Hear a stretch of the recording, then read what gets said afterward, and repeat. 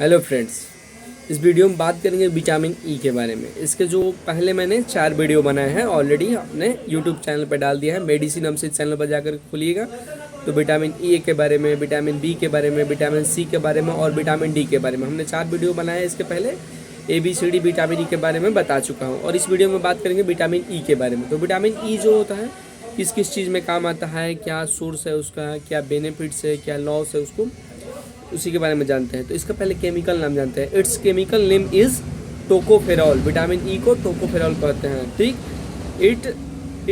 It is type of fat soluble vitamin. ये जो है फैट में यानी कि वसा में विलय विटामिन है, यानी घुल सकता है आराम से, ठीक।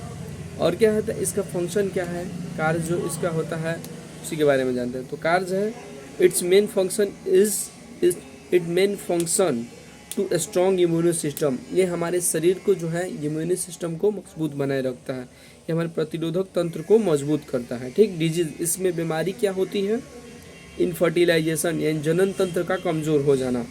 जनन तंत्र जो होता है आदमी का या फिर औरत आदमी दोनों हो सकता है, दोनों लोग ले सकते हैं। दोनों का जनन तंत्र जो है कमज़ोर हो जाता है विटामिन ई की अगर प्रयोग, अगर विटामिन ई की मात्रा अगर शरीर में आपके कम हो जाता है तो, ठीक। इसका सोर्स क्या है यानी घटक, इसको प्राप्त कैसे किया जाता है।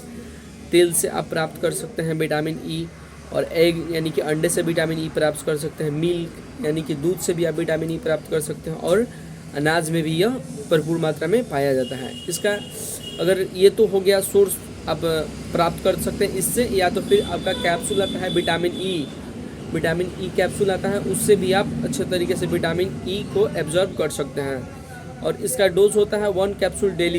3 मंथ तक ये रेगुलर चलाया जाता है। 3 महीने तक आप रेगुलर इसको यूज़ कर सकते हैं।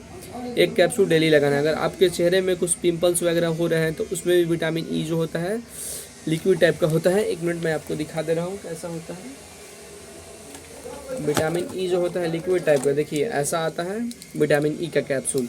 इसमें से 1 कैप्सूल निकाल करके अंदर से सब बहा करके हाथ पे ले लेंगे, उसमें गुलाब जल मिला करके फेस पर भी लगा सकते हैं, फेस ग्लोइंग करेगा।